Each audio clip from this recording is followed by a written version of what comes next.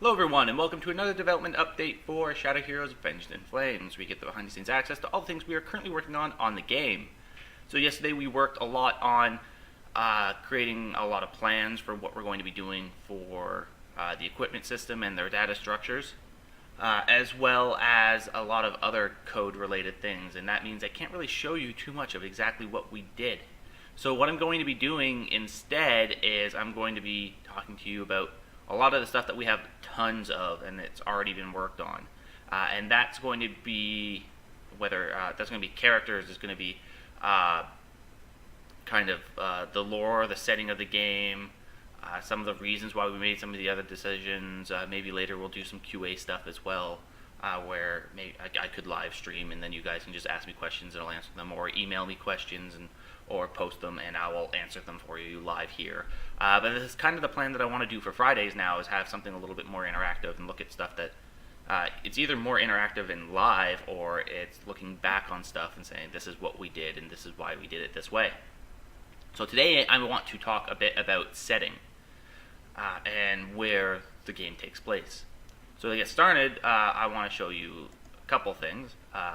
First is the idea that the world of Hendrika, the nation of Hendrika that you're currently playing in, it didn't always used to be a floating continent. It used to be part of the mainland, so there's a lot of stuff all around it, and I actually have a little image for you that I could figure out a way to actually show you. It's not really production quality, but this is the idea of this is just a plan map type of thing. So there we go. So this is what Hendrika looked like before, at least kind of. You have all of the different areas inside of Hendrika. You see that there's all the different areas around it. Land of Afar, you probably hear that quite a bit. The Great Northern Line. So what was happening was there were barbarians constantly attacking the Great Northern Line across the top. And they were constantly, it was futile, really. They kept on dying, essentially, but there were just massive numbers of them, and they kept coming until the wall started to fail little by little. And before it did, the Sorcerer Kings, the people in charge of Hendrika, decided that it was time to do something about it. So they kind of locked themselves away and eventually came up with a spell that caused the Great Rift, which was, it might have been the reason that might have been the proper thing that the spell was supposed to do, but it might not have been. We can talk about that a little bit more later. But the Great Rift definitely saved them from all of the attacking hordes of barbarians. What it did was it ripped this entire nation out of the ground and forced it to float into the air, but it caused massive destruction along the way. It was really bad times. So after it got ripped out of the ground, I'll grab another picture for you. This is kind of the map that it is now. That's what the country actually is shaped like as it's floating around. It's not exactly small.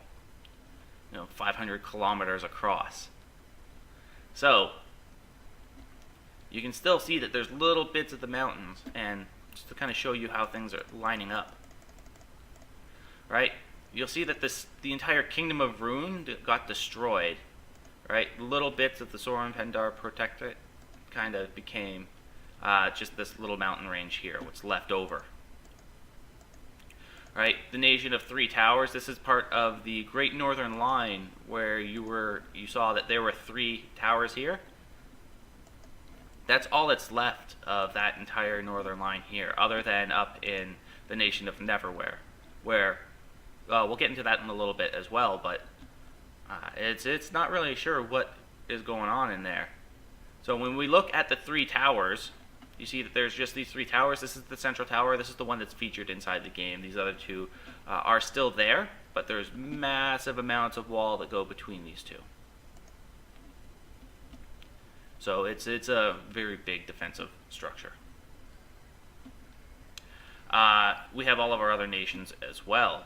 But just to kind of talk about this for a little bit, when the nation was ripped out of the ground, it caused a lot of problems. Uh, Obviously, earthquakes. So things were falling over because, the ground is literally moving, not like a little bit. Like, this is off the charts type of earthquake. There's physical velocity to this movement. It's not a shake back and forth. It's, we're moving. You can't catch us. And it's 500 kilometers of land. Because of that, there was high winds, hurricane type winds as well, because you're also moving up into the air against winds. So there was that. There was tornadoes. The air changed because you were going up, which means there were thinner amounts of oxygen, and the entire climate changed, which means everything here kind of became a lot more drastic. You'll see that we still have water, which seems a bit impossible. And the reason why our southern area is called Everwater is because it's impossible.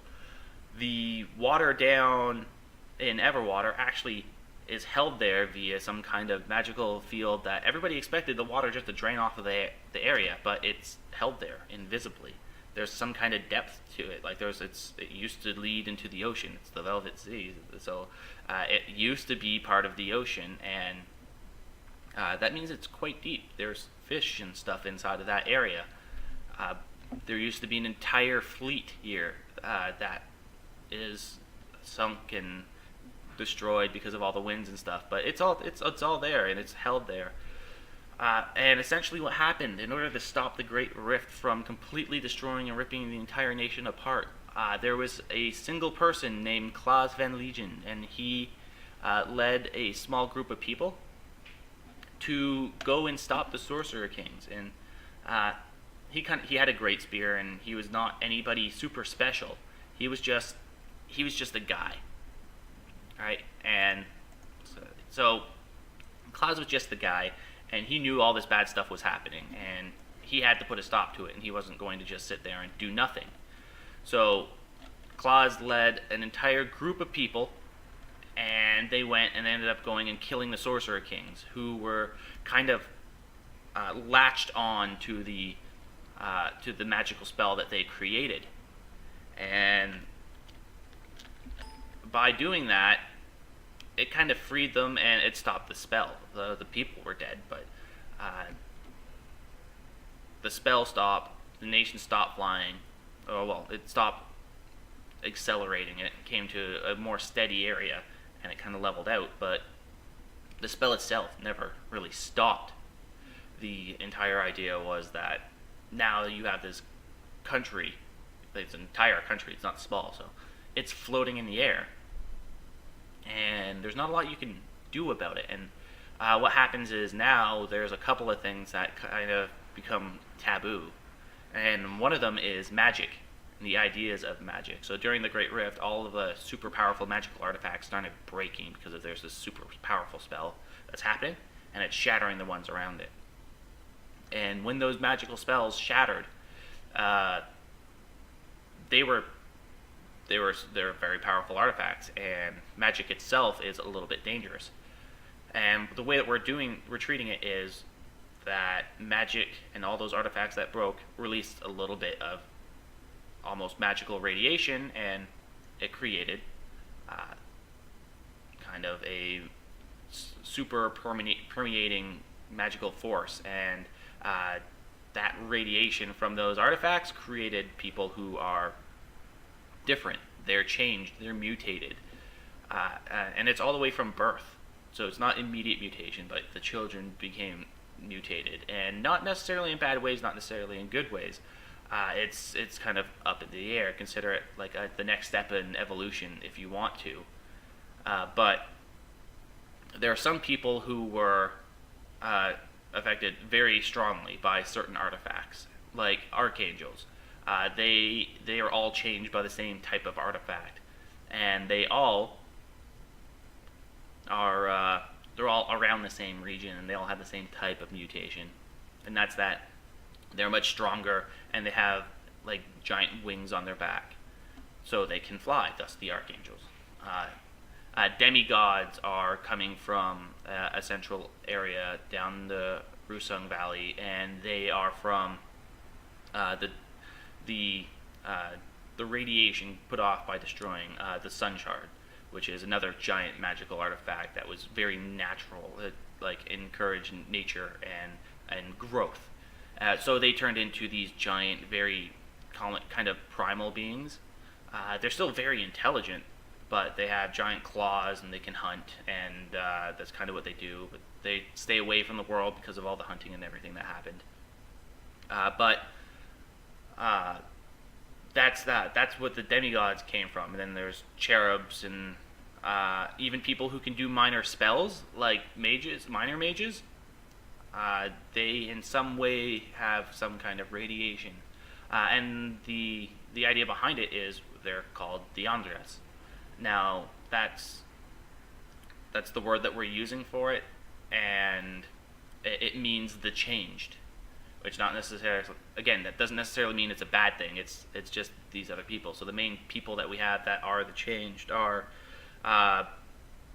the demigods, the archangels, and there's another unit out there as well, and that's the spirit, which isn't really an Andros, but it's it's from another world, which comes from one of the many portals from Gateway, which is another one of the monasteries. But what happened was, and paladins, sorry, forgot about them.